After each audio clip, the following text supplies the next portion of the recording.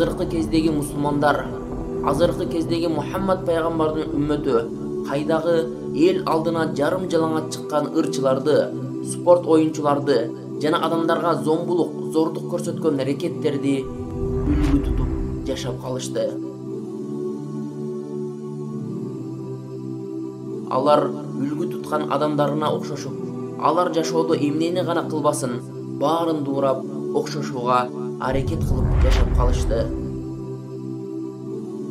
Бирок ошол эле учурда качандыр бир бул дүйнөдө жашап өткөн мусулмандарга үлгү тутууга эң өрнөктүү адам бар эле.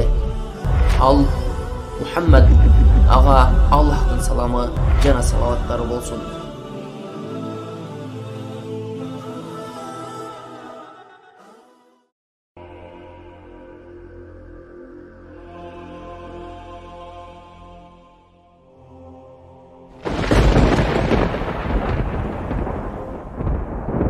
Мусулман бир туугандар, пайгамбардын өмүр баянын караңыздар.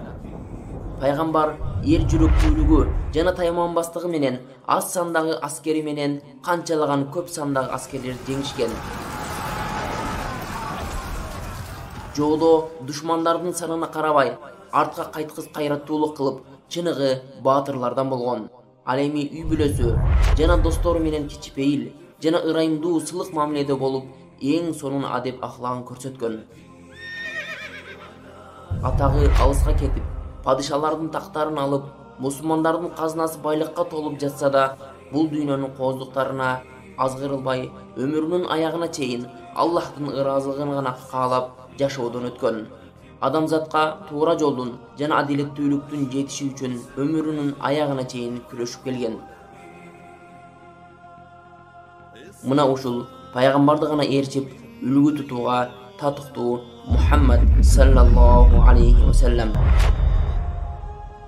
Мына ошондуктан Аллах Таала пайгамбарды үлгү тутуу туурасында мындай деп айткан: "Лaqad kana lakum fi rasulillahi uswatun hasanatun liman kana yarjullaha wal yawmal akhir wa dhakarallaha kathira."